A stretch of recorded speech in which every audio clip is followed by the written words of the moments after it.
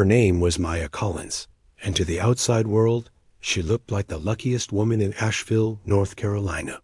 Her husband, Evan, was admired everywhere. At church, people called him gentle. At work, he was reliable. At community events, he was the man who stayed late to stack chairs and shake hands. People often told Maya, "You're so blessed to have a husband like him." She always smiled when they said it. No one saw what happened after the doors closed. At home, Evan was different. Not loud, not violent in ways that left bruises. He was careful. He corrected her tone, controlled her schedule, mocked her memory. "You're too sensitive. That never happened. You'd be nothing without me." Slowly, Maya stopped trusting her own thoughts. She used to paint. He said it was childish. She used to meet friends.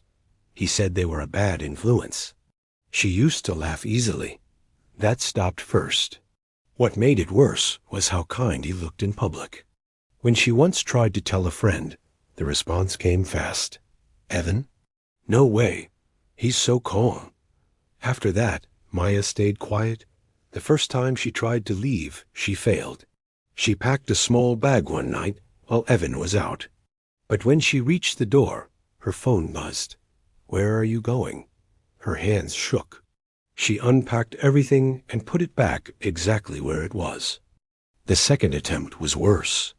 She secretly applied for a job in another town. Evan found the email. That night, he didn't yell. He laughed. "Do you really think you can survive without me?" The next morning, he drove her to church like nothing happened, held her hand, smiled, and everyone smiled back. Months passed. Maya started keeping notes, not on paper, but in her head. Dates, phrases, moments when Evan slipped. She learned something important. He wasn't powerful because he was strong. He was powerful because no one was watching. The turning point came during a neighborhood fundraiser. Evan volunteered to give a speech. He talked about honesty, respect, and family values. People clapped. Maya felt her chest tighten. That night, something in her broke, quietly. The next morning, she made a dentist appointment. At least, that's what Evan thought. Instead, she went to a legal aid office 2 towns over. She didn't cry when she spoke. She was tired of crying. The woman across the desk listened, didn't interrupt, didn't question her memory. For the first time in years, Maya felt believed. The plan took 3 months. She saved small amounts of money, copied documents, recorded Evan when he didn't know. He noticed something had changed. "You've been distant," he said one night. She nodded. "I'm just tired," she replied. That answer was finally true. The final night came unexpectedly. Evan had been drinking. He blocked the doorway during an argument, not hitting her, just standing there. "You're not leaving," he said calmly. Maya reached into her pocket and pressed a button on her phone. The recording was already running.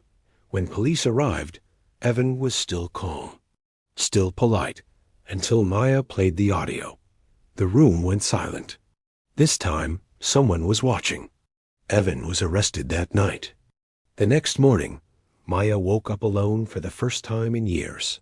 No footsteps, no criticism, no fear of saying the wrong thing. Just silence. Weeks later, people from the community asked questions. She didn't explain everything. She didn't need to. She rented a small apartment with sunlight and bare walls. She bought cheap paints. She painted anyway. One afternoon, a neighbor complimented her work and asked, "You always been this brave?" Maya smiled, a real one this time. "No," she said. "I just stopped surviving and chose to live." If this story touched something deep, did she choose courage, or do you believe there was another way? Share your thoughts below.